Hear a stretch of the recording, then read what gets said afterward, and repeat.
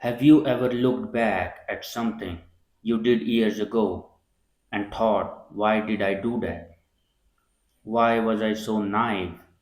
Why did not I know better?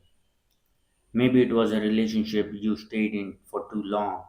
Maybe it was trusting someone who did not deserve it. Maybe it was wasting time chasing approval from people who never cared. And sometimes the worst part is not even what happened. The worst part is how harshly we judge the version of ourselves that lived through it.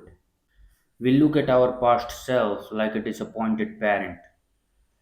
But here's something quietly beautiful that most people never realize. There is something deeply healing about forgiving yourself for not knowing better. Because the truth is, you did not know. You were not stupid, you were not weak. You were simply operating with the information, awareness, and emotional maturity you had at that moment in your life. Think about it. A child who touches fire for the first time gets burned, but we do not blame the child for not knowing the fire was hot, because learning is part of being human.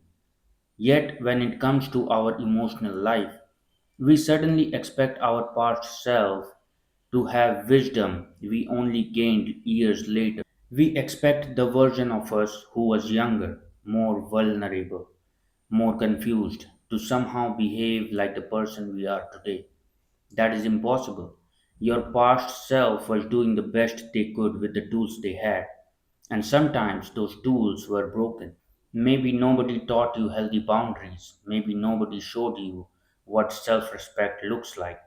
Maybe you grew up believing love meant tolerating pain.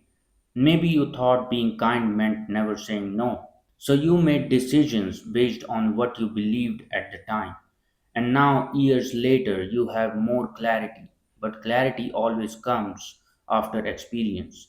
Wisdom is almost always born from mistakes. No one arrives in life already knowing how to navigate betrayal, heartbreak, manipulation, disappointment, or loss. We learn those things the hard way. And every person you admire, every person who seems emotionally strong today, has a past full of decisions they would never repeat. Growth is basically a long series of realizing things you did not know before. So when you look back and cringe at your past, that cringe is actually evidence of growth. It means you have evolved. It means you have learned. It means you are not the same person anymore. And that's not something to punish yourself for. That's something to be grateful for. Because the most beautiful thing about being human is we get to outgrow our old selves. But many people never allow themselves to move forward. They stay emotionally stuck in a courtroom inside their own mind, constantly putting their past self on trial. Why did not I leave earlier? Why did I trust them? How could I be so blind? And the punishment never ends. But think about this for a moment. If your younger sibling came to you crying about a mistake they made years ago, would you spend the next 10 years reminding them of the same mistake? Of course not. You would probably say something like, you did not know back then. You were young. You did the best you could. So, why is it so hard to offer that same compassion to yourself? Why do we speak to ourselves in ways we would never speak to someone we love? Self forgiveness is not about pretending the past did not happen. It's about understanding context. It's about recognizing that every version of you was simply trying to survive life with the understanding they had at that time. And sometimes survival mode does not produce perfect decisions. Sometimes survival mode looks like staying too long. Sometimes it looks like trusting the wrong people.